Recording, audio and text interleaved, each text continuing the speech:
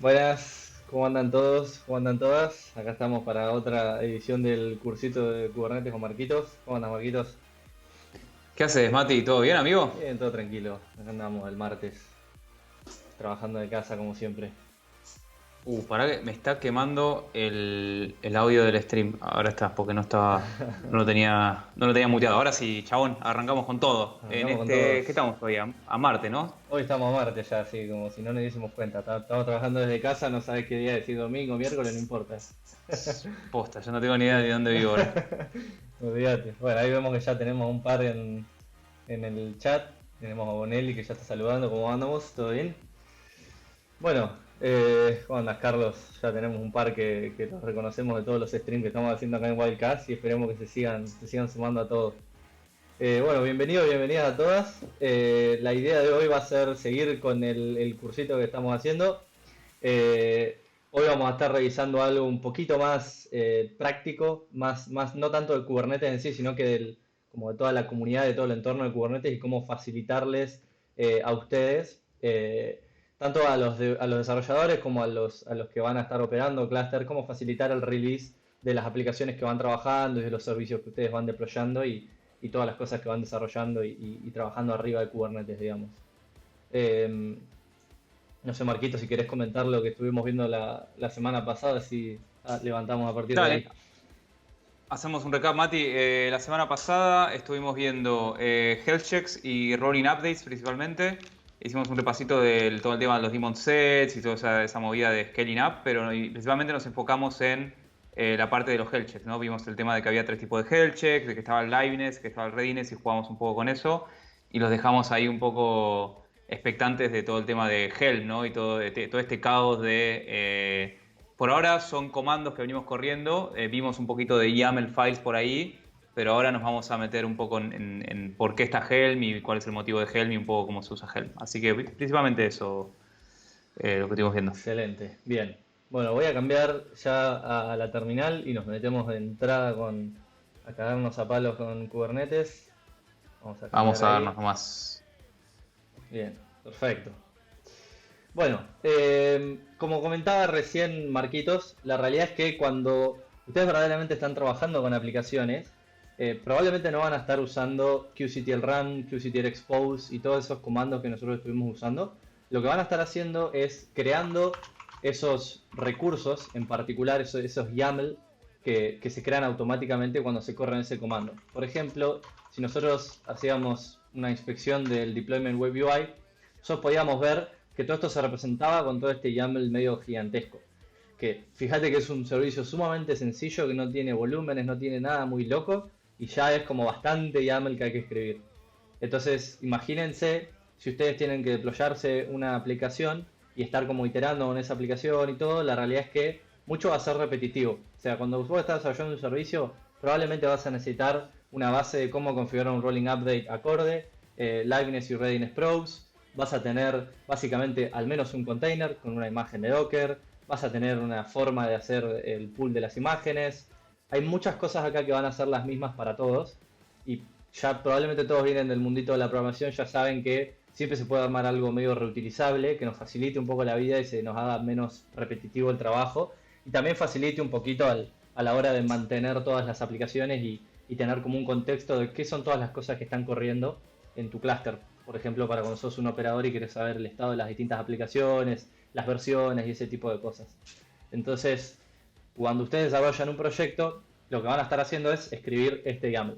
Se van a escribir un YAML para el deployment, lo van a ejecutar, van a validar que los pods se estén levantando bien, se van a escribir un YAML para el servicio, van a validar que eso esté exponiendo como corresponde, y después por ahí pueden llegar a tener algunos que otros recursos dando vuelta para su aplicación, eh, como por ejemplo pueden llegar a usar volúmenes, que los vamos a ver más tarde, pueden usar algunas cosas para configuración, secrets y un montón de cosas más que a medida que te vas a un ejemplo más real, no el ejemplo que estamos mostrando acá, sino que a una aplicación que desarrollas día a día, se empieza a hacer más como complejo. Entonces ahí es donde una herramienta como Helm entra para ayudar un poquito con cómo empaquetar todo esto y entregártelo con un solo, vamos a decirle binario, no es un binario, pero un solo paquete, lo que se dice un solo chart.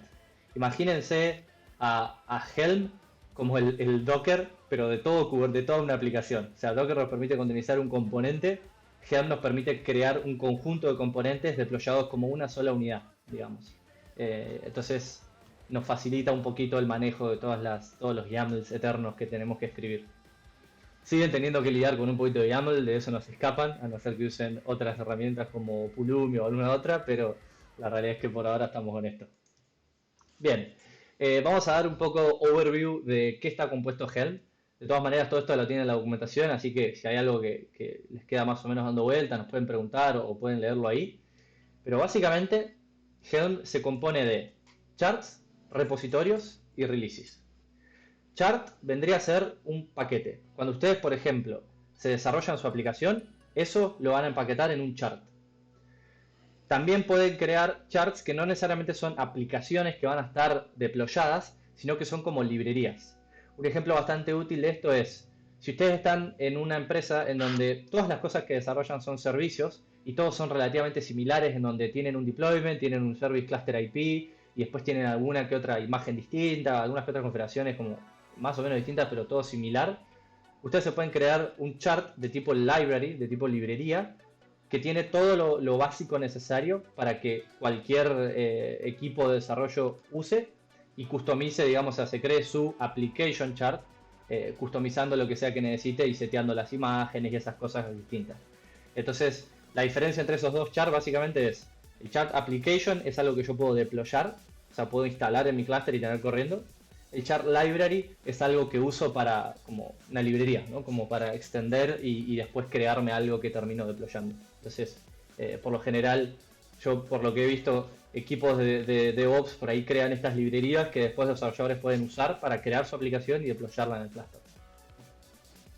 Bien, después tenemos un repositorio que básicamente es como algún lugar en donde todos estos charts se pueden guardar. Imagínense como una especie de Docker Registry, pero para estos charts de Helm. ¿Sí? Esa sería la equivalencia, ¿no? Y después tenemos el release, que es el container del chart, digamos. Es la instancia de algún chart en particular que nosotros instalamos en nuestro cluster. Así como ustedes tienen su imagen de Docker y levantan un container, acá tenemos nuestro chart de Helm y creamos un release. Le especificamos una versión y le especificamos todas las cosas útiles que puede llegar a tener ese release en particular para poder identificar qué es lo que está corriendo. ¿Sí? Entonces, cada vez que nosotros queremos instalar algo, se crea algo usando Helm, se crea un release. ¿Sí? Bien. Ahí sí. Te interrumpo, Mate, un segundito. Flor pregunta en el chat, ¿Helm tiene que ver con Terraform o nada que ver? Nada que ver. Terraform es una tool para hacer provisioning de un montón de cosas, básicamente. Desde infraestructura, básicamente puedes manejar todo con Terraform desde un punto de vista imperativo. Y Helm es una tool para manejar packaging, si lo querés decir, y despliegues de aplicaciones para Kubernetes. Bien. Solamente. Bien. Bueno, Helm no es más que una CLI hoy en día. Tenemos lo que se le dice el Helm Hub, que básicamente es este repositorio como Docker Hub, pero que tiene charts ya como por defecto que uno puede usar. Y vos podés agregar esos repositorios usando un comando como helm repo add, donde agregás un repositorio en particular. En este caso estoy agregando lo que se le dice el repositorio stable, que básicamente es un repositorio donde un montón de cosas estables y curadas por la comunidad están agregadas. Cuando vos agregás eso, podés empezar a ver todos los charts que están en ese repo en particular. Por ejemplo, supongamos que yo quiero buscar, ¿sí?, ese repo stable y quiero buscar por en particular vamos a buscar por Prometheus, ¿sí?, que esa es la que vamos a usar por ahora como ejemplo. Pero básicamente yo le puedo decir, búscame en el repo stable el nombre del chart Prometheus, ¿sí? Esta CLI básicamente se va a comunicar con eso y me va a retornar toda una lista de todas las cosas que yo puedo llegar a utilizar para instalar, ¿sí? Fíjense, acá tenemos un montón de cosas, un montón de componentes de Prometheus que nosotros podemos eventualmente terminar instalando. Si nosotros queremos tener un poquito más de información, queremos como inspeccionar un poco más acerca de esto, podemos usar el comando inspect, en donde le especificamos que queremos ver qué onda un chart en particular y le especificamos el nombre como lo hicimos antes, ¿sí? Con esto yo tengo como un poquito de información de qué es exactamente lo que está pasando. Fíjense que acá se está deployando, se está hablando de Prometheus, se nos da un poquito de información acerca de quiénes son los maintainers, y las fuentes de dónde se está deployando básicamente, de dónde se están sacando los recursos, digamos. Entonces, con esto puedes tener un poquito de información acerca de qué es lo que estás instalando y tener como, si vos mantenés tu propio repositorio dentro de tu empresa, cada desarrollador, cada equipo de desarrollo que tiene una aplicación en particular podría documentar estas cosas para que sea útil para otros saber exactamente qué es lo que se está deployando también. Bien, no sé si ahora tenemos una otra pregunta. No, perfecto. No, otro comentario, ya que estamos hablando de repos, es que los repositorios de Helm generalmente se encuentran de tres maneras mayoritariamente. Uno es una cosa que se llama Chart Museum, ¿sí? Que es un binario de Go, que es un proxy básicamente, que termina guardando la data del repo en S3.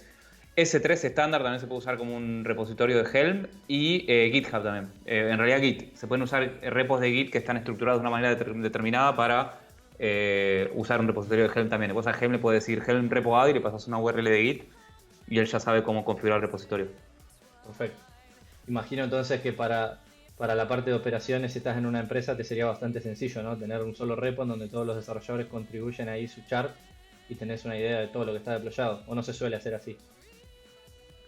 ¿Me repetí la pregunta que se cortó, Mati? Que si vos, digamos, siendo el equipo de infra, teniendo un repo nada más, podés manejar como todas las aplicaciones en sí que se están deployando a un clúster y tener como una idea de todos los charts que Sí, tenés, ¿no? sí, nosotros particularmente en Wildlife lo que hacemos es, tenemos como usamos GitLab, tenemos un grupo que se llama Helm Charts y dentro de Helm Charts tenemos varios proyectos. Generalmente tenemos el fuente del chart en cada proyecto, porque el chart, podríamos tener todos los charts en un solo repo, pero no sé por qué tenemos un proyecto por cada chart, porque se decide así. Y lo que hacemos es que cada vez que haces un CI/CD, el CI corre sobre sobre el proyecto del chart y lo publica a nuestro repositorio interno que está hecho en Chart Museum. ¿Por qué usamos Chart Museum y no S3 o Git o GitLab, como dije antes? Porque tenemos un proxy que hace autenticación con Google y hace un par de cuestiones de auditoría donde queremos tener más control también.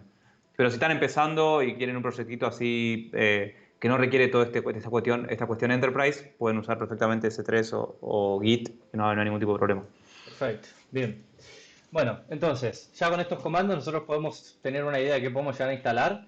Si queremos, por ejemplo, instalar Prometheus en nuestro clúster para agregar monitoreo, no es más que correr un helm install. Voy a usar una trampita y agarrar esto que tenemos acá, pues es un comandito medio largo. Bueno, como siempre, la terminal de Mac hace lo que quiere con el tiling.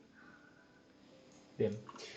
Acá lo que estamos haciendo es instalar el repositorio, el chart, perdón, que se encuentra en el repositorio stable con el nombre de Prometheus. Le estamos dando el nombre de Prometheus al chart que está, al release que se va a estar creando, se va a llamar Prometheus.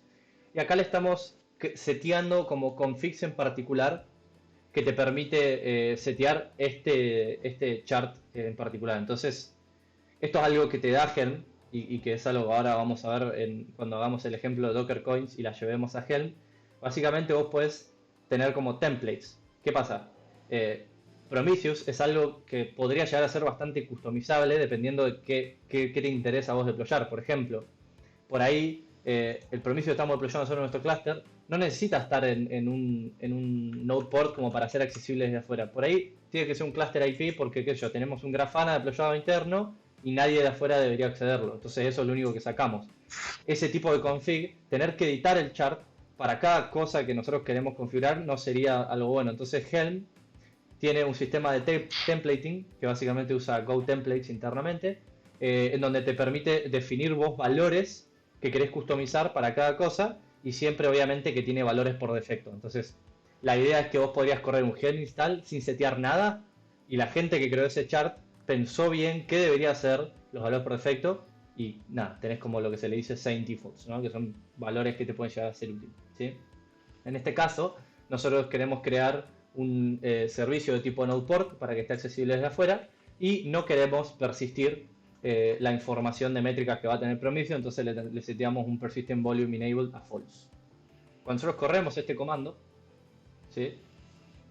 Esto lo que va a hacer es traerse el chart del repositorio de stable que nosotros agregamos antes, va como a ejecutar todos los valores que nosotros estamos seteando, ejecutar los templates y reemplazarlo, eso va a generar un montón de recursos YAML que después aplica se lo manda, digamos, a la API de Kubernetes para que lo aplique en el clúster. Acá nos da como un montón de información acerca de esto. Lo puede customizar como cada chart. Una vez que se instala puedes dar toda una guía de pasos a seguir, por ejemplo, o de cosas por ahí que faltarían hacer, o te dan por ahí algún comando útil para saber cómo está el estatus del deployment actual. Nada, nos da como una idea de qué es lo que está pasando. Fíjense que esto ya se deployó. Si yo ahora hago un Helm list, puedo ver todos los releases que están corriendo en este momento en el namespace default. ¿Sí? Esto es importante notar que es el namespace en particular. Acá fíjense que, bueno, tenemos, esto lo vamos a agrandar un poquito. Tenemos el release Prometheus en el namespace default, una sola revisión, se actualizó hace nada y ya está deployado. Si yo hago un qctl get pods, ustedes van a poder ver todas las cosas que ya me creo. Fíjense que tengo, bueno, todos los workers y todas esas cosas que teníamos en nuestra aplicación, y después tenemos acá todo lo específico de Prometheus corriendo. ¿Sí? Entonces, con eso ya tenemos, por ejemplo, Prometheus instalado. Si ustedes quieren instalarse algo como Kafka, como algún otro componente, ¿sí? Redis o eso, así como era sencillo levantar un Redis localmente usando Docker Run, con Helm también se te da un poco de simpleza a la hora de crear estos componentes y empezar a probar. Entonces, verdaderamente te da bastante flexibilidad y te permite empaquetar aplicaciones enteras, no solamente por ejemplo, Prometheus, fíjense acá, que tiene varios componentes, no es simplemente un server levantado. Entonces, te permite facilitar un poco la instalación para quien sea que es el usuario de tu proyectito open source o tu aplicación o lo que sea. Bien. Sí, y como decís bien, Mati, hay un repo de Git que creo que se llama Official Charts o en la organización de Helm de GitHub, donde van a poder encontrar charts de todo y es el lugar donde yo les recomendaría que vayan a buscar cosas que quieran desplegar en Kubernetes. Por ejemplo, si, no sé, están pensando en desplegar un MySQL porque quieren poner una base de datos en Kubernetes, en vez de escribir ustedes los manifests o googlear en internet y hacer copy-paste, vean primero acá en el repo este de Git de charts, que tienen charts para todo. Tienen, como les dije antes, MySQL, Prometheus, Kafka, Oracle, Postgres, lo que quieran. Fíjense que hay de todo. Ahí los está listando Mati. Así que búsquenlos acá primero y si el chart no tiene lo que ustedes necesitan, que es raro, obviamente lo primero es abrir un issue y preguntar por qué, porque a veces hay una razón. Y si no existe razón porque el maintainer del chart se olvidó, pueden contribuir o forkear el chart. Lo que hace mucha gente es, hace un fork del repo, se crea su propio chart en su propio repositorio y bueno, y trata de contribuir o mantiene su fork porque necesita algo específico que los charts oficiales no tienen. Sí. Y vale la pena destacar que acá van a ver que tienen Stable, que es el que estábamos usando nosotros recién, e Incubator. ¿Sí? Incubator es básicamente charts que están todavía siendo como mantenidos y curados, por así decirle, para después integrar en Stable, digamos. Entonces son cosas que están todavía en proceso, pero que ya podrían tranquilamente usar. Entonces, Sí, tenés charts lugares. ahí que están hace 2 años que no se tocan, Sí. claramente porque son cosas que alguien creó en algún momento y nunca fueron lo suficientemente maduras como para que pasen a ser estables. Sí. Se considera estable cuando lo usa una determinada cantidad de gente en producción y dice la verdad que esto anda bien y ya es adoptado, Sí. digamos, por Y de la hecho, comunidad. acá van a ver que cuando alguien, por lo que tengo entendido cómo lo está manejando la comunidad de Helm, cuando se están actualizando charts, se actualiza todo en Incubator y después se manda a Stable una vez que ya está todo bien. Entonces, incluso cuando los charts están en desarrollo, se va a estar como acá. Fíjense que, por ejemplo, a ver, si tenemos acá, Sí, ahí Envoy estaba en el otro, Elasticsearch, Elasticsearch también estaba en el otro, entonces tiene como este desarrollo constante. Porque a medida que van saliendo nuevas versiones de estos sistemas, también tenés que actualizar las versiones de las imágenes, si algo ahora tiene una config distinta y ese tipo de cosas. Bien, perfecto. Bueno, teoría 101 de Sí. Helm y Vamos. charts. Bueno, ahora vamos a limpiar un poquito. No tengo un clúster tan grande, así que vamos a borrar Prometheus haciendo Helm uninstall y pasándole el nombre del release. Esto básicamente me va a borrar ese release y todos los componentes que están relacionados con ese en particular. Entonces, una vez que yo corro esto, le vamos a dar un ratito para que borre todo. Cuando yo hago un qctl get pods en el namespace default, ustedes van a poder ver que ya se están terminando todos los pods de ese release en particular, de ese chat. Entonces nada, bastante sencillo, digamos, de hacer un rollback en caso de que algo salga mal. Algo mal le salga. Bien. Entonces, ahora lo que vamos a hacer es, a nuestra aplicación que tenemos de Docker Coins, deployarla con Helm. Ahora, una vez que vos ya tenés, o sea, si vos estás recién arrancando, siempre te es mejor jugar con los recursos de YAML de Kubernetes, con los recursos de Kubernetes en YAML, perdón, y empezar como a toquetear las configs y a entender bien cómo todo funciona. Pero una vez que ya tenés eso, querés empezar como a tener tu aplicación ya estable y empezar a hacer releases y ya como que los recursos ya están definidos, tener Helm es algo útil.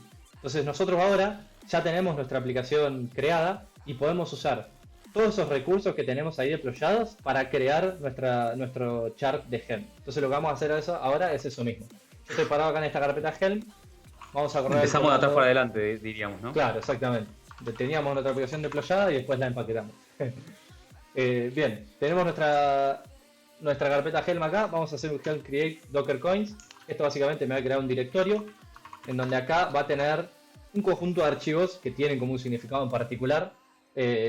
Chart en este caso es básicamente el archivo que se te termina mostrando cuando vos haces un inspect. Cuando vos haces un inspect se parsea este archivo en particular y se muestra toda la información que está listada acá. Entonces acá es donde tenés información del chart, digamos.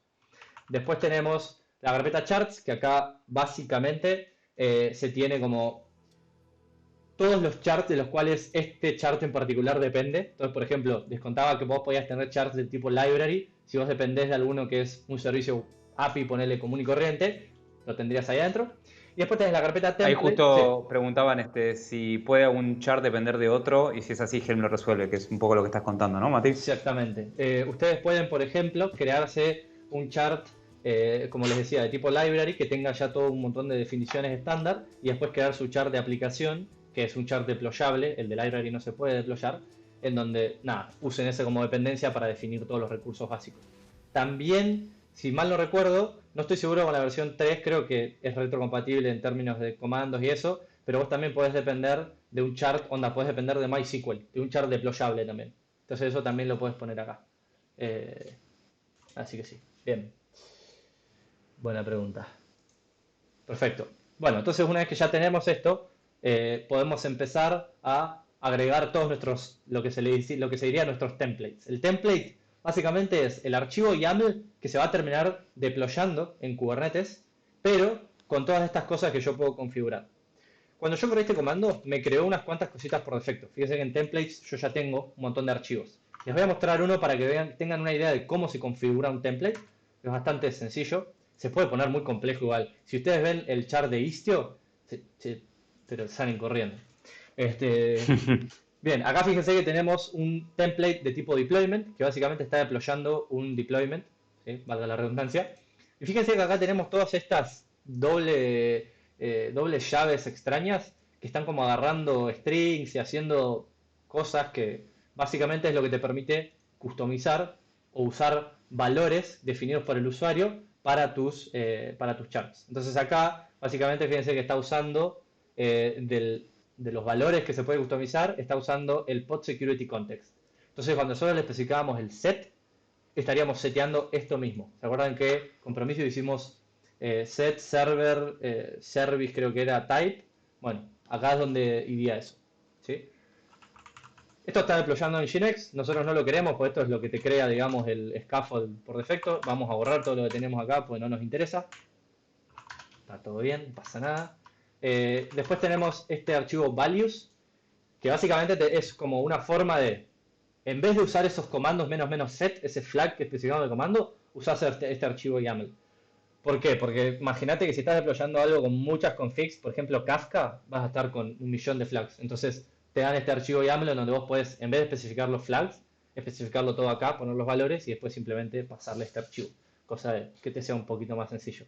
Fíjense acá tenemos, por ejemplo, el service type, el port y todas esas cositas, ¿sí? Esto lo pueden customizar ustedes como quieran, no es que hay una definición estándar. Yo acá le podría poner Marquitos Nils y acá puedo usar después el valor Marquitos Nils, ¿sí? Esto lo pueden customizar como quieran. Bien, entonces, ya tenemos esto. Ahora lo que nos queda por hacer es bastante sencillo. Simplemente, perdón, acá mi amigo Agus Osorio tiene una pregunta. y si tenés Ujú. environments que querés meter en esa config. Tranquilamente la podés meter en ese template, ¿sí? Que les mostraba antes, en donde vos dejás que los usuarios definan el valor de esa variable de entorno en particular, ¿sí? También podés obtener, digamos, todo el valor ahí y definirlo en ese archivo o en el comando flag. O sea, no, No sé si se refiere a EMS del container o EMS que vos le querés pasar como variable de entorno a Helm para que popule datos ahí. yo asumí que era EMS del container. No sé bien ahí Si si... son, o sea, vos podés en el Helm, podés, como dijo Mati, podés definir todos los recursos que definís ¿cómo es? En Kubernetes.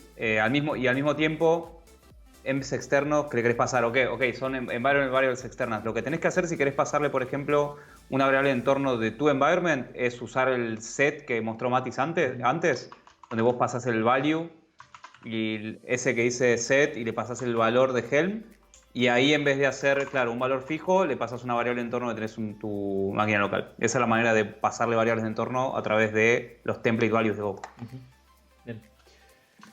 Con el archivo, ¿cómo sería, Marquitos, si yo quiero usar value.yaml? Creas un archivo .yaml y le pasás especificar los valores ahí. Ahí abriste un Sí. values.yaml. Sí, y después haces Helm y le pasás "-f" y el valor. Perfecto. Bien. Hace Helm, Helm install "-f" y le pasás el nombre del archivo y ya está. Y después el char. Excelente. Perfecto. Bien, entonces, como ya teníamos todos nuestros recursos de Docker Coins, lo que vamos a hacer es ejecutar un scriptcito mágico que va a agarrar cada uno de los recursos, ¿sí? Y dejarlos en esta carpeta templates que tenemos, ¿sí? Básicamente, ahora voy a explicar un poquito esto. Es un bash súper mágico que lo autoró acá Marquitos. A él le encanta bash, todo lo resuelve con bash. Eh, Básicamente Siempre. lo que está haciendo esto es para cada uno de estos recursos, ¿sí? Para deployment worker, deployment hasher, daemonset rng, para cada uno de estos va a crear un archivo en la carpeta templates, ¿sí? Que se llame lo que sea que estamos deployando, o sea, el nombre del componente y el tipo del componente. Entonces vamos a terminar teniendo archivos como templates, hasher-deployment y así, ¿sí? Nos va a quedar un archivo para cada uno de esos. Así que vamos a ejecutar esto y esperar que todo salga bien. Ahí fíjense que está obteniendo el YAML del recurso usando qctl get del deployment worker, deployment hasher, y todo ese YAML lo está poniendo en este archivito de acá, ¿sí? Vamos a mostrarle qué es lo que creó, ¿sí? Acá fíjense que ya tenemos todos esos de vuelta. Si agarro, por ejemplo, hasher deployment, fíjense que no es más que lo que teníamos antes. Vamos a mostrarles para ver que no estamos mintiendo. Vamos a buscar el deploy del hasher, hacer un nuevo YAML, pipeless. Y acá fíjense que van a tener más o menos la misma información, donde tenemos el rolling update, los containers y todas las cosas exactamente iguales. Bien, entonces, ¿qué podemos hacer con esto? Una de las cosas que podríamos empezar a hacer es básicamente customizar. Supongamos que Hasher ahora queremos que tenga precisamente variables de entorno. O queremos que tenga la imagen que queremos deployar customizable. Acá tranquilamente le podríamos poner que la imagen la saque de values.image, por ejemplo, ¿no? Entonces podríamos empezar a customizar y usar esos valores para andar cambiando básicamente lo que podemos crear acá. Por ahora vamos a usarlo por defecto y ahora les mostramos cómo instalarlo y después vemos cómo cambiar esos valores y customizarlo para que se den una idea de cómo funciona. Bien, una vez que ya tenemos nuestros templates, ya está, ya lo podemos instalar. Vamos a instalarlo igual que como instalamos ¿cómo se llama? El chart de Prometheus, solo que ahora vamos a usar, o sea, como no tenemos un chart subido a algún lado, vamos a usar todos los archivos que tenemos localmente. La única particularidad es que lo vamos a instalar en un namespace distinto. ¿Sí? Acuérdense que los namespaces en Kubernetes es esa manera de como separar de una manera un poco lógica los distintos recursos que vos tenés. En Wildlife, por ejemplo, cada equipo por lo general tiene su namespace, o cada servicio tiene su namespace, y vos podés poner como security policies específicas para cada namespace, hacer un montón de cosas. Entonces, por ejemplo, si yo soy un desarrollador de un equipo, no tendría que poder ver los recursos del namespace de otro equipo. Entonces, con ese namespace Docker Coin le vamos a especificar que queremos que el nombre del release sea Docker Coins y le decimos, che, usa todo lo que tenés acá, ¿sí? Todo este char que está localmente, instálamelo. Esto básicamente va a ejecutar nada, porque values no va a reemplazar nada del template, entonces en cuanto a ejecución del template no se tiene que hacer nada.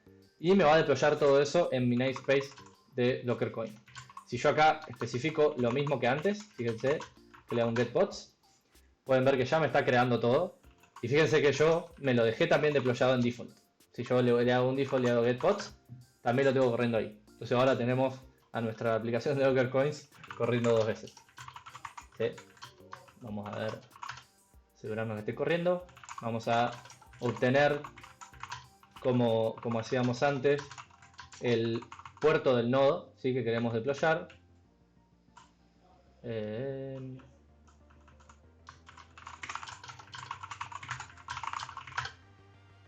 No especifique get.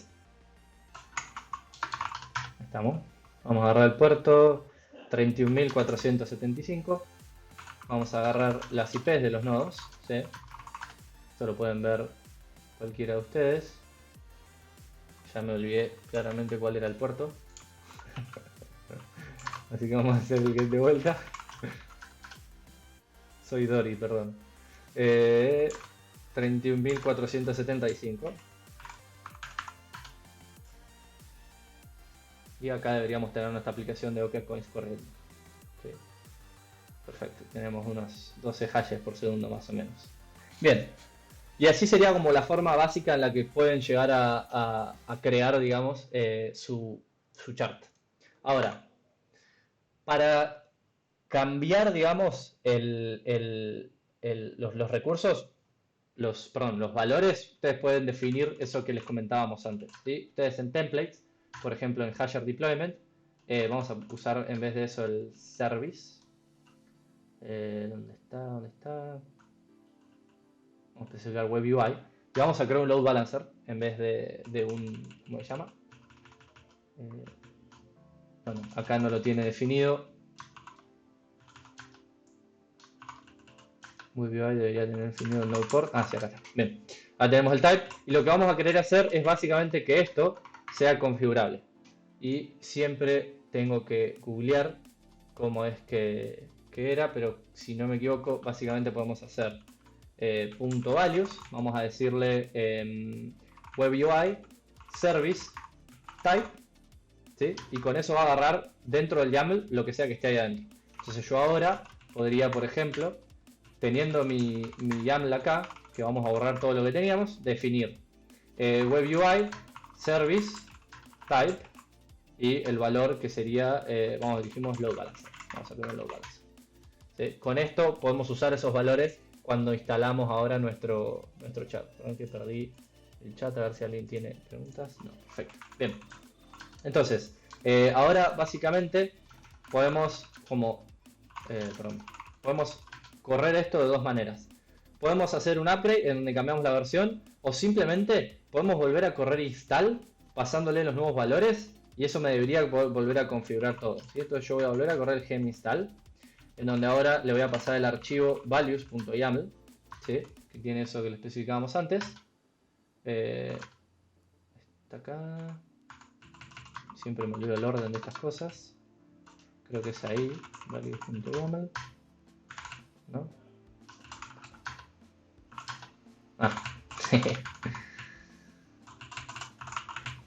Siempre es un typo, siempre es un typo.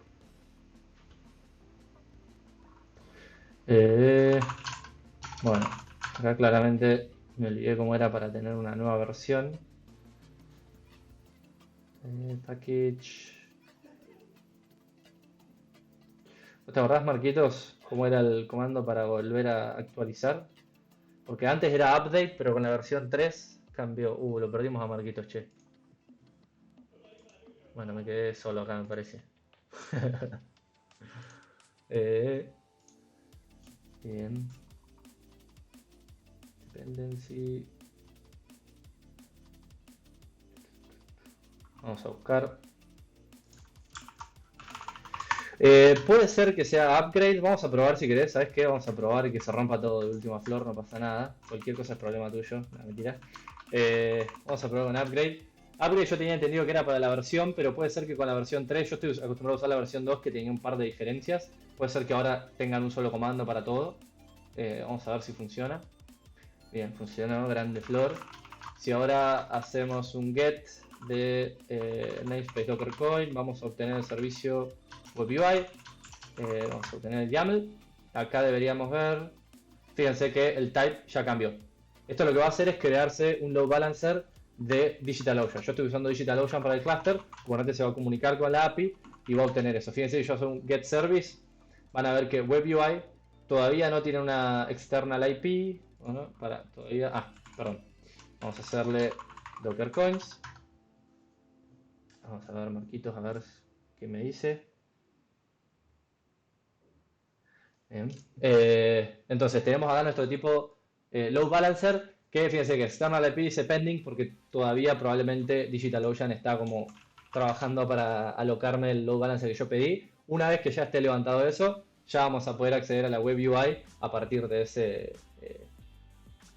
Bien, a ver, voy a entrar acá. Acá ya tengo la IP. ¿Sí? Voy a copiar esto. Y cuando yo accedo acá, fíjense que ya estamos también accediendo a el servicio de Docker Coin, ¿sí? Entonces ya tenemos ¿cómo se llama? Tenemos nuestra aplicación Docker Coin deployada. Ahí mando la IP por si alguien quiere entrar y jugar. No le hagan un test de carga porque estoy pagando por este clúster. No, básicamente tengo 3 nodos nada más, así que como que con un poquito ya se quedaría con más que suficiente carga. Así que nada, esto sería como la forma básica en la que ustedes deployarían sus aplicaciones con Helm. Ahora, ¿qué tan útil es esto y cuándo deberían usarlo? Esto es como por ahí bastante, depende mucho del caso de uso y de cómo estén arrancando. Yo personalmente siempre me gusta arrancar deployando las cosas a mano, ¿sí? O sea, deployando, creando el deployment, creando el service, ese tipo de cosas, porque al comienzo hay muchos cambios que vas haciendo. O sea, hay mucho de cambiar este recurso, cambiar este otro, y tiene como bastante repetitivo, digamos, esto de hacer un edit y ese tipo de cosas. O sea, a veces incluso no editas los archivos localmente y le haces un apply. Directamente haces un qctl edit, ¿sí? De tu deployment, por ejemplo. Lo probás, lo editas, lo guardás, se actualiza solo y vas haciendo eso. Una vez que ya tenés tu aplicación, ahí te descargas los YAML y podés tener todo corriendo, digamos. Entonces, inicialmente para lo que es Bootstrap, yo les recomendaría como arranquen con Kubernetes, métanse con todos los detalles que tiene, intenten usarlo, sáquenle provecho. Y una vez que ya saben qué es lo que están haciendo y su aplicación ya está funcionando, ahí créense su chart de Helm en donde pueden hacer estas cosas. ¿Qué puede llegar a ser útil? ¿Para qué puede llegar a ser útil, digamos, este chart? Imagínense que ustedes tienen 3 distintos entornos. O sea, ustedes tienen, vamos a suponer que tienen QA, Staging y Prod. Para cada uno de esos entornos, probablemente van a tener configuraciones distintas para su servicio. Por ejemplo, si ustedes están usando algo como Secrets, en donde le meten a su servicio variables de entorno obtenidas a partir de un secret o algo en particular para acceder a una base de datos, la base de datos va a ser distinta en cada ambiente. Entonces, los valores que ustedes van a usar para cada uno de esos ambientes va a ser distinto. Entonces, su recurso va a ser exactamente igual, solo que los valores cambian. Ustedes pueden usar Helm, en donde les setean valores distintos para cada entorno, y con eso ya tienen, digamos, todo andando. ¿En qué servicio DigitalOcean lo estoy hosteando? Esto es el servicio manejado de Kubernetes. DigitalOcean te ofrece, así como todos los cloud providers, un Kubernetes manejado. Kubernetes manejado básicamente quiere decir que vos no te tenés que preocupar por el estado de los masters, ¿sí? En Kubernetes la forma de funciona del clúster es: tengo un conjunto, uno o más masters que se encargan de tener el API server y todos los componentes importantes de Kubernetes, y después tenés un montón de nodos worker que son los que terminan recibiendo los deployments, los pods y todas las cosas que vos vas creando. Podés correr pods en el master, pero eso lo podés hacer recién cuando vos te configurás tu clúster y permitís, digamos, que se corran en los master. Acá básicamente DigitalOcean, Google Cloud y todo eso nos proveen como una manera de hacer ese tipo de cosas. Entonces, como que te facilita un poco el mantenimiento, por así decirlo. Tiene sus ventajas y desventajas.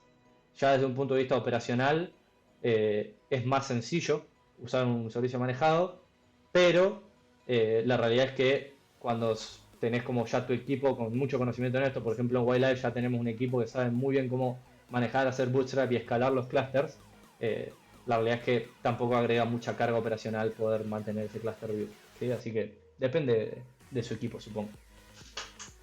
Bien, bueno, con eso ya tenemos Helm completito y vamos a usar el tiempo que nos queda para revisar un poquito cómo podemos llegar a configurar nuestros servicios usando otros recursos nativos de Kubernetes que te permiten setear variables de entorno o te permiten como configurar muchas cosas en un solo recurso.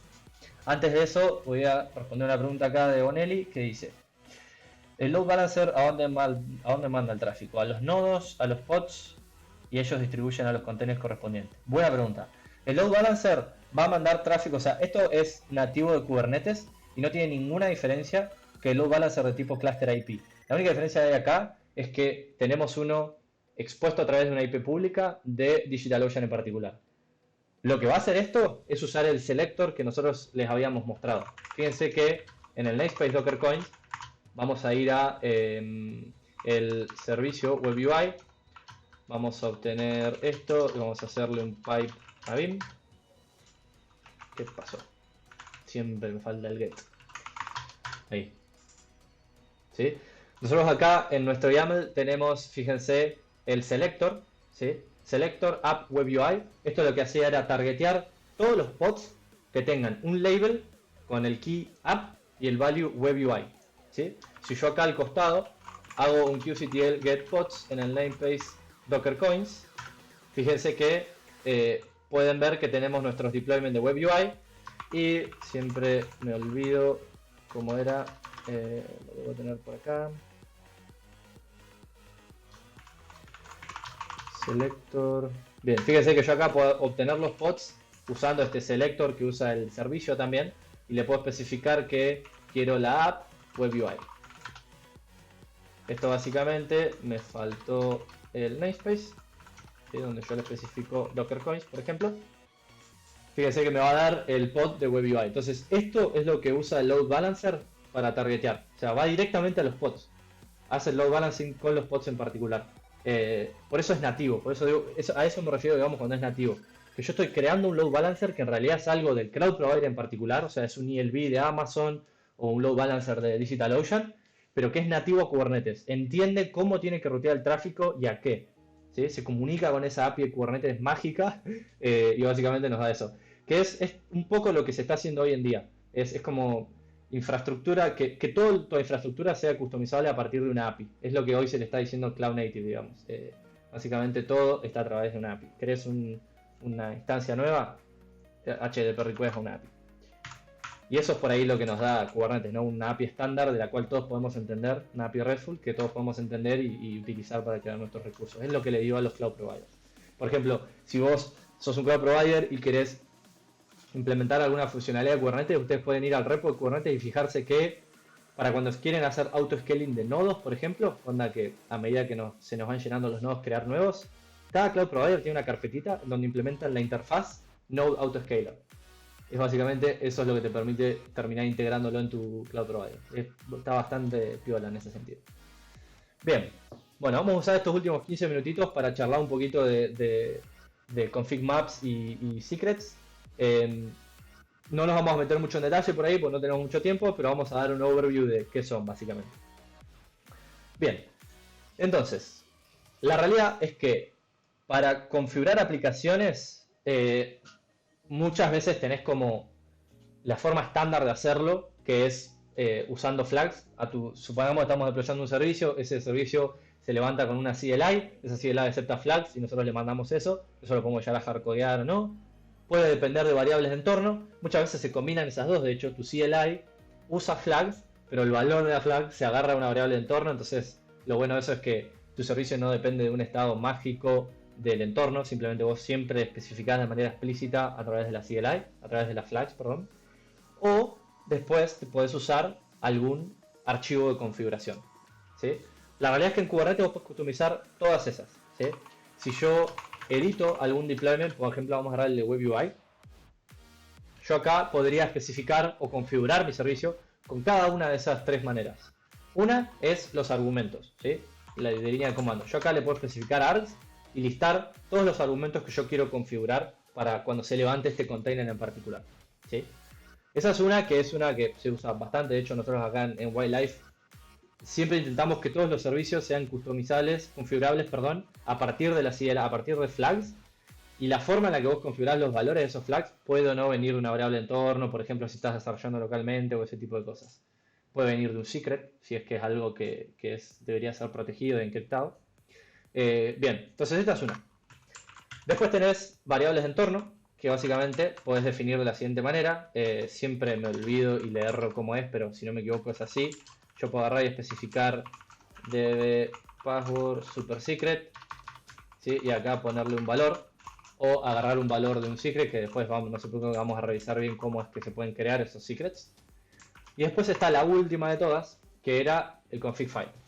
Básicamente, si ustedes están usando config files y están usando Docker, probablemente ya se les ocurrió dos maneras de hacerlo. Una es a ese config file de su aplicación meterlo en la imagen de Docker y que cada vez que ese config file cambie, la imagen de Docker cambie. Eso no es ideal porque un config file no necesariamente indica una nueva versión de tu aplicación, por eso es como algo configurable, ¿no?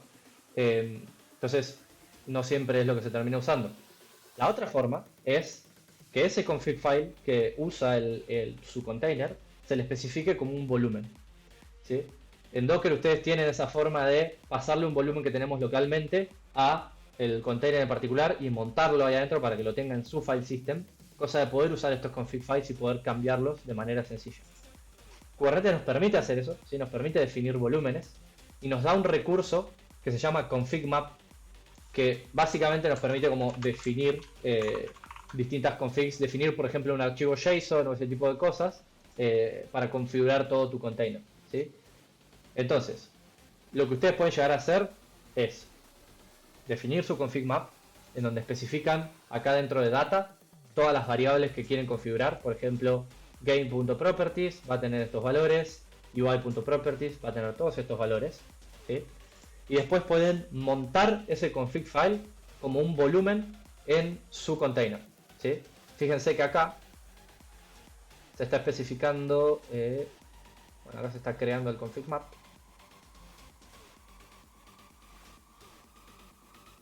Un segundito.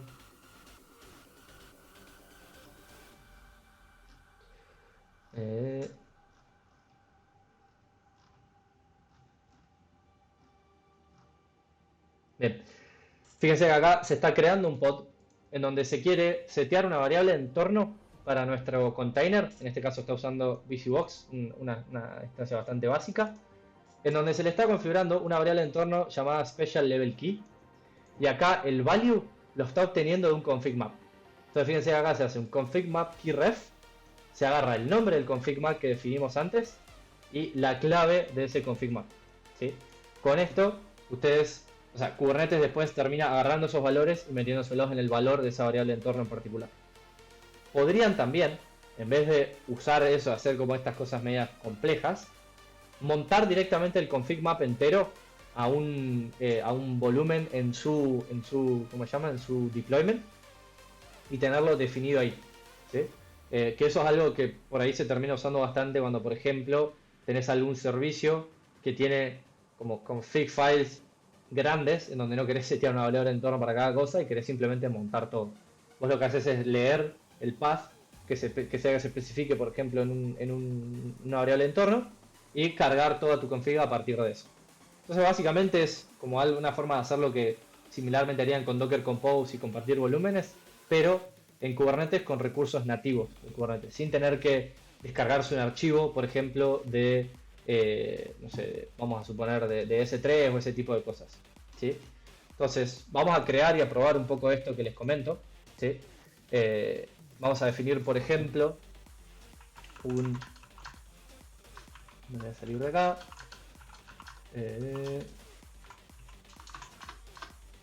Bien, acá en esta carpetita tengo un par de cosas de configuración que puedo usar como ejemplo. Fíjense que acá, mirá quién volvió. Volví, perdón. Me dijeron que estaban preguntando por qué te había sido, les conté que se rompió Wildlife y lo tenías que ir a arreglar. Eras la única persona que lo podía arreglar. Tenían en el chat. Sí, en realidad, para los que trabajan en tecnología, Datadog está con un problema, con lo cual saltaron todas las alarmas, pero es culpa de Datadog, así que nosotros estamos bien, muchachos, nosotros estamos bien. Perfecto, bien. Muchachos. Bueno, entonces, teniendo este archivo de config, fíjense que tenemos esta variable global, daemon, maxcon, tenemos como un montón de cosas configuradas. Nosotros podemos usar la CLI que les mostraba antes para crear este config map. ¿Sí? Yo acá puedo hacer un qctl create, especificar el recurso, así como creamos nosotros los deployments y todas esas cosas, especificarle el nombre, vamos a ponerle hproxy, y decir que lo queremos crear a partir del archivo, que en este caso va a ser, lo tengo acá, sí lo tengo acá, el archivo hproxyconfig, ¿sí? Siempre que ustedes corran estos comandos, si no especifican el namespace a mano, haciendo qctl-n dockercoins, esto se los va a crear en el namespace default. Entonces, como que default es esa bolsa en donde todo cae si no especificamos nada, por defecto, ¿no? Bien, una vez que nosotros tenemos ese config map, fíjense que haciendo un qctl get, lo pueden ver que tenemos ahí, vamos a obtenerlo y inspeccionar como siempre el hermoso YAML que esto nos genera. Bien, fíjense acá tenemos, así como les mostraba antes, tenemos kind config map, la metadata típica de esto, y acá tenemos toda la data, y fíjense que no es más que el archivo, onda, tenemos hproxy.config, esta cosa mágica de YAML, que YAML básicamente te permite definir strings multilínea, usando esto así, y acá tenemos toda esa data. Entonces esto básicamente nos permite crear este archivo, crear este key con todo ese valor. Cuando ustedes esto lo montan en su pod, lo terminan montando como un archivo, digamos, ¿sí? Entonces con eso pueden tenerlo configurado. Entonces, lo que vamos a hacer ahora es crearnos un pod y configurarlo usando ese mismo config map, ¿sí? Vamos a hacer un qctl apply vamos a primero inspeccionarlo mejor. Vamos a mostrarles acá lo que tenemos, el hproxy, ¿sí? Fíjense que no es más que un container con la imagen hproxy y la config que monta este path mágico, ¿sí? Que ahora vamos a explicar bien de qué se compone. Entonces vamos a... Generalmente, sí. a modo de buenas prácticas, es una boludez, ¿no? Pero a modo de cosas que van a encontrar en los manifests, los volumes están definidos al final y obviamente los volume mounts dentro de cada container. Sí. Pues vi que quedó arriba y me llamó la atención. Eso es verdad. Yo soy medio así hincha pelota. Eso es verdad. Esto sería algo así, gente. Sí, los volumes generalmente exactamente van abajo. Sería algo así. Yo acá podría tener, por ejemplo, otro container distinto, pero que también monta, vamos a ponerle 2, monta este mismo volume. O sea, eso lo pueden hacer, montar mismo volumen en 2 containers distintos y compartir eso. O pueden tener acá otro listado, por ejemplo, config map hproxy2 y montar esto en hproxy2. ¿Sí? Con eso pueden como referirse a, y esto está mal, esto es config2, esto es config2. Entonces pueden como crear un conjunto de volúmenes que se puede utilizar para esto. Bien. Te lo voy a arreglar, Marquitos, así no te volvés loco. Gracias, Mati, gracias. Bien. Bueno, ya tenemos nuestro hproxy corriendo y fíjense que si yo ahora vamos a obtener, por ejemplo, ser qctl get pod hproxy menos o while me permite obtener un poquito más de información acerca de lo que está corriendo en este momento del pod, digamos. Y podemos llegar a customizar este mismo, vamos a hacer este mismo config map, ¿sí? Cambiar, por ejemplo, no sé, agregar acá uno, Marquitos. Vamos a poner rompió producción, ¿sí? Como siempre. Cuando nosotros guardamos esto, no piensen que su servicio se va a redeployar, ¿sí? Esto es algo que muchos se confunden. Y no sé, de hecho, si creo que hay un operator que te permite crear relación de dependencia entre config maps y deployments, y cuando sea que vos editas uno, recrear los otros para hacer un nuevo rollout, por ejemplo, de los pods. La realidad es que Kubernetes por defecto no te lo hace. Entonces, una vez que ustedes editan y quieren refrescar esa config, tienen que asegurarse de redeployar ese pod, ¿sí? Volviendo a hacer un qctl apply, por ejemplo. Ustedes pueden volver a validar que el HAProxy se va a volver a correr, digamos. Que de hecho en este caso, perdón, no me lo hizo, porque esto eh, no es un deployment, ¿sí? Esto no me lo va a recrear, donde yo lo borro me lo mata. Así que ahora, una vez que ya me lo mató, vamos a volver a hacer un apply. Y con eso ya tenemos de vuelta nuestro HAProxy corriendo con la nueva config. No estoy seguro, Marquitos, si hay alguna manera en la que podamos mostrarles que estas configs se actualizan. No estoy seguro de Sí, este ejemplo si cómo haces podemos validar. ¿Cómo lo actualizaste la config? ¿Cambiaste el coso y hiciste apply? Sí, no, cambié directamente con edit del config map. Sí. ¿Se actualizan dónde? ¿En Kubernetes? Claro, sí, ya lo actualizamos en Kubernetes y redeployamos nuestro pod. Ah, sí, o sea, ¿cómo se actualizan dentro del pod, decís vos? No, si podemos mostrarles. A ver. ¿Cómo está la configuración actualizada dentro del pod? Claro, no sé si puedo hacer SSH acá o hacer un Sí, exec.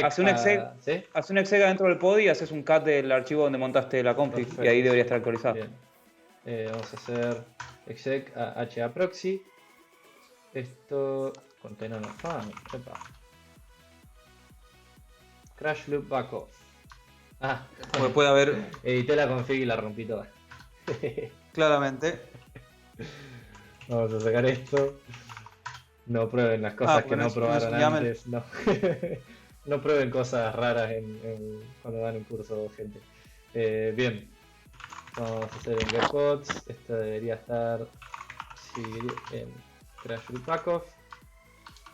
En pod delete. HAProxy. Vamos a volver a hacer un apply.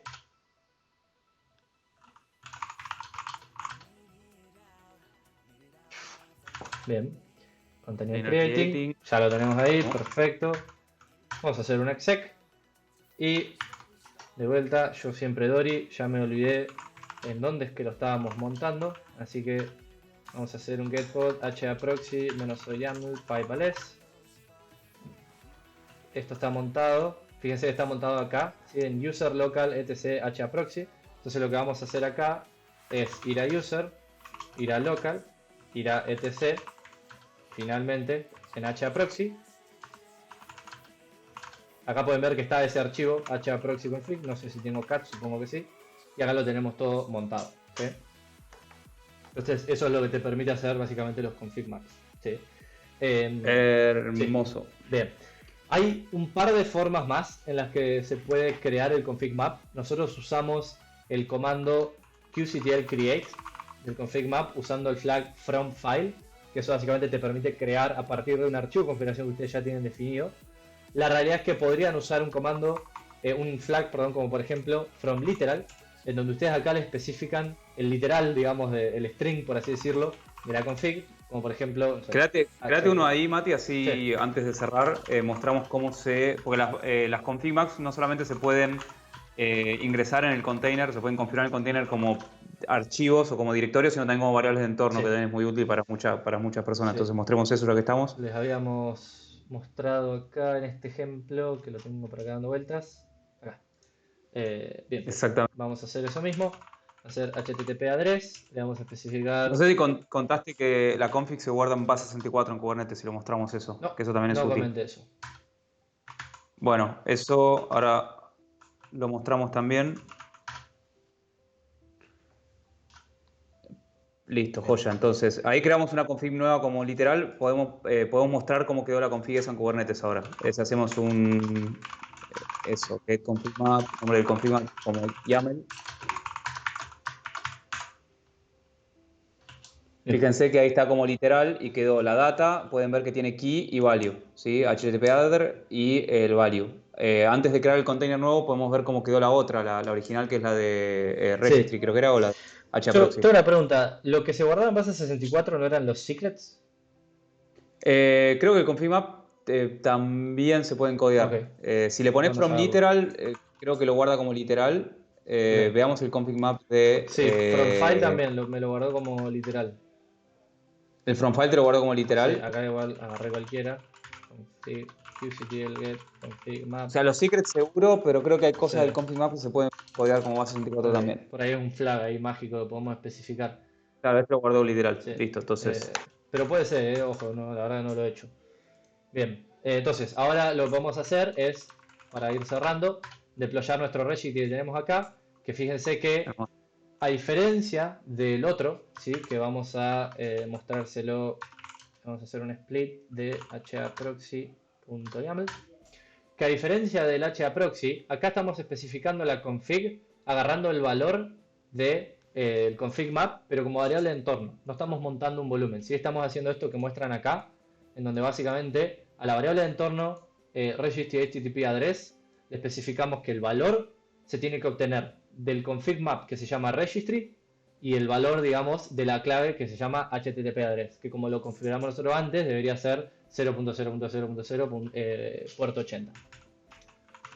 Bien, entonces, una vez que ya entendemos, vamos a hacer un apply, entendemos ese registry, esto nos va a crear el pod, en donde se va a agarrar ese config map en particular.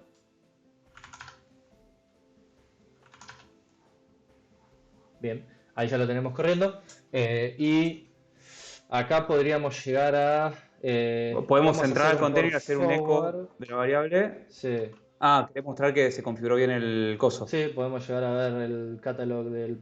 esto es un registry común y corriente, ¿no? Es un registry de... Le podemos Sí, pegar a la API.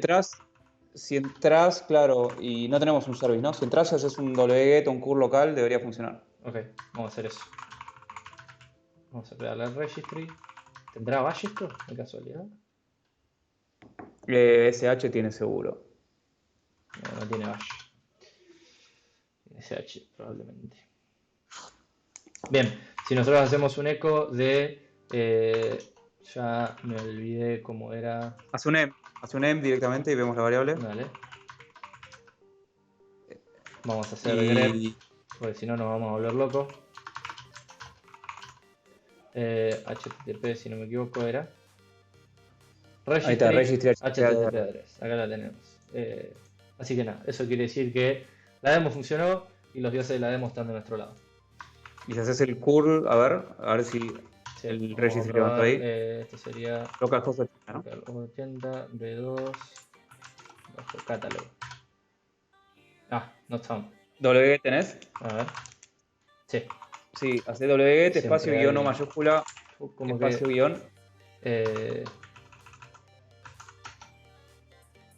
o mayúscula, espacio, Sí. guión. ¿Así? Guión. Sí, y ahora sí la borré. Mira. A mí me parece como que curl debería ser lo que viene por defecto y no wget. Sí, Como toda la el- vida, pero bueno. Bien. Ahí va, Bueno, repositories. fíjense que no tenemos ninguno, pues bueno, es un registry que tenemos por ahora localmente. Pero bien, nada, queríamos llegar a mostrar volúmenes, se nos estiró un poquito lo de Helm, lo vamos a ver igual la clase que viene, no se preocupen. Tenemos todavía un montón de cosas piolas para revisar, para los que están interesados en qué es lo que se nos viene más adelante. Se nos vienen cosas como volúmenes, como namespaces, cómo hacer autenticación y autorización con la API de Kubernetes, o sea, imagínense que donde ustedes tienen un clúster que básicamente necesita ser como accedido por muchos desarrolladores, por muchos equipos, como lo tenemos acá en Wildlife, en donde tenemos decenas de equipos que todos tienen que deployar sus servicios a su manera, todos necesitan de alguna manera comunicarse con esa API. Entonces, Kubernetes ya nos da un montón de cosas, nos da service accounts, nos da varias cositas, varios recursos nativos que te permiten customizar, digamos, todas estas cosas de autenticación. También vamos a estar haciendo un poco de drill down, digamos, en lo que es RBAC, que es básicamente un doble clic, o sea, una vez que vos ya tenés esa autenticación, bueno, ¿a qué le voy a dar permiso yo a este usuario en particular? ¿Sí? ¿Qué es lo que yo quiero customizar para esta cuenta en particular? Esta cuenta solamente puede hacer un get de pods, por ejemplo, no puede crear y ese tipo de configs. Y después teníamos la idea de hacer como un Kubernetes para operadores, digamos Kubernetes para DevOps, en donde deployamos un clúster usando kubeadmin y les mostramos cómo configurar todo, cómo hacer un poquito mierda Kubernetes, cómo rompemos kubelet y hacemos ese tipo de cosas que te dan como una idea de cómo funciona Kubernetes en sí y no tanto de cómo usarlo. Eso sería como, por eso lo dejamos para el final, ¿no? Para que todos puedan entender cómo funciona y después entender, o sea, saber cómo usarlo y después entender cómo funciona. Joya, ahí me gustaría cerrar con la pregunta que nos hizo Metacode. ¿Qué es? ¿Es AUS ese? Ese es Agustín Osorio, sí. que No es Agus, dice, no ¿cómo es prevenís Agus Sánchez ataques de acá, de... es otro ex compañero de Levante. Ok, dice, ¿cómo prevenís ataques de Kubler-Lang Helm? No entendí bien ahí el término. Dice, bootstraps de secrets, gets y metadata además. Mejor dicho, generalizado. ¿Qué medidas tomás, aparte de SSL, para proteger tu servicio de Kubernetes? Veo que se cesa varias veces a la metadata y a mucha info vulnerable. O sea, imagino que, Agus, preguntás lo que Mati está haciendo ahora de la terminal, que puede hacer get secrets o get config maps y ver cosas así. Hay varias cosas que puedes hacer. Primero y principal, lo que bien vos decís, Mati está usando MTLS. O sea, Mati tiene un certificado en su máquina local que es el único que puede hablar contra la API de Kubernetes. Con lo cual, creo que es uno de los mecanismos más seguros para poder comunicarse hoy en día. Inclusive es más seguro que el username y el password que usas vos para entrar a tu home banking probablemente. Con lo cual, eso ya te da bastante garantía de seguridad, por más que la API esté expuesta. Sin embargo, no es recomendable tener la API expuesta. ¿Por qué? Porque hay muchas vulnerabilidades a nivel de denegación de servicio. Hay muchas versiones de Kubernetes, sobre todo las más antiguas, 1.11, 1.12, 1.13, que pueden hacer que el master, que es el que recibe los requests, deje de funcionar. Con lo cual, lo que se promueve ahí es poner las APIs privadas a través de un Bastion host, como en muchas organizaciones, que saltás a un servidor donde tenés otro tipo de claves. Pueden ser claves físicas o una clave con multifactor, ¿sí? A través de una push notification o un Google Authenticator o lo que sea. Y de ahí solamente puedes hablar a la API de Kubernetes. Digamos, la tercera opción, que es la más segura de todas, pero también es la menos flexible, es no dejes la API abierta para nadie. Que solamente personas que tienen que ir a través de un proceso de token de único uso, OTP, One Time Password, puedan acceder a esa clave que expire a la hora, por ejemplo, que vos la puedas usar durante esa hora, que después te expire y no la puedas usar más, y que para poder volver a acceder pidas digamos, una renovación de claves y que vayas rotando las claves todo el tiempo. Obviamente, según el ámbito corporativo, según el caso de uso, según qué tan restrictivo querés ser en tu implementación, puedes ir y volver en esas especificaciones, pero sí, lo bueno es que la seguridad por defecto es bastante buena. Vos instalás Kubernetes y la única forma que puedes acceder al API server, a menos que específicamente lo configures diferente, es haciendo mutual TLS con certificados. Exactamente. Acá, por defecto, DigitalOcean hace eso de Mutual TLS, donde vos te descargas esa config que ya tiene todo el cert ahí, y ninguna otra persona que no tenga este config file la va a poder utilizar. Eh, Así que sí, tiene como... Y tengo entendido que también en Kubernetes, cuando es tema de seguridad, eh, como a la API en sí, la realidad es que no... O sea, no a la API, perdón, a los containers en sí, la verdad es que también hay como por defecto una linda historia de seguridad. O sea, se puede agregar proyectos como Falco y eso para mejorar un poquito, pero también por defecto tengo entendido que es relativamente bueno, digamos. Eh, Sí, o sea, la seguridad por defecto que tiene, de hecho tenía off topic, tenía una charla preparada para la Eco Party este año que no se pudo hacer, que es justamente todos los containers corren como root, al menos los que corran en Kubernetes hoy. Si quieren otro día hacemos una clase de eso, no me quiero extender demasiado. La seguridad por nativa está bien, no es muy buena, pero está bien y es el 90% de los workloads que corren mucha gente. Si no, después, como decís bien vos, Mati, te puedes ir a proyectos como Falco y demás que hacen análisis a nivel de syscalls, de qué están haciendo los containers y anomaly detection y todo el circo que nos gusta escuchar a nosotros sí. y que le gusta también a la gente de seguridad. Pero bueno, eso fue todo por hoy. Disculpen de nuevo la ausencia, justo sonaron alarmas, falsas alarmas. Y bueno, te lo dejo para que lo cierres, Mati, y Dale. ya lo dejamos para la semana que viene. Bien, bueno, Para el viernes. recuerden que acá en Wildcast estamos haciendo como siempre intentando sumar más y más programas. Los lunes a las 7 tenemos un Coding Dojo de Rust. Los martes a las 6 el cursito de React Native. A las 7 el de Kubernetes. Ahora vamos a cambiar y arrancar 7 y media. Cosa de no estar tan pegado al de React Native y que si uno se estira no sea un problema para nosotros. Los jueves a las 7 tenemos un Coding Dojo de Go. Ahora nos la estamos dando en la pera queriendo hacer un laberinto. Y los viernes es igual que los martes. A las 6 el de React Native y a las 7 y media el de Kubernetes. Así que los o las que sea que estén interesados en Kubernetes, nos vemos el viernes a las 7. Y gracias a todos Le vamos por a estar, acompañarnos no hoy. sé si contaste del TP, Mati, última cosa. No, no lo conté. Dale vos nomás. Vamos a estar subiendo un TP que hizo Mati, probablemente hoy o mañana a más tardar, para que sigan practicando Kubernetes a pleno. Así que no dejen de enviarnos sus consultas. Pidan temas que quieran ver, manden un issue por GitHub o escríbanos por Twitter. Recuerden que esto lo hacemos porque estamos aburridos por la cuarentena, porque queremos aprender y queremos compartirlo con ustedes. Así que siéntanse libres de molestarnos para ver cosas copadas.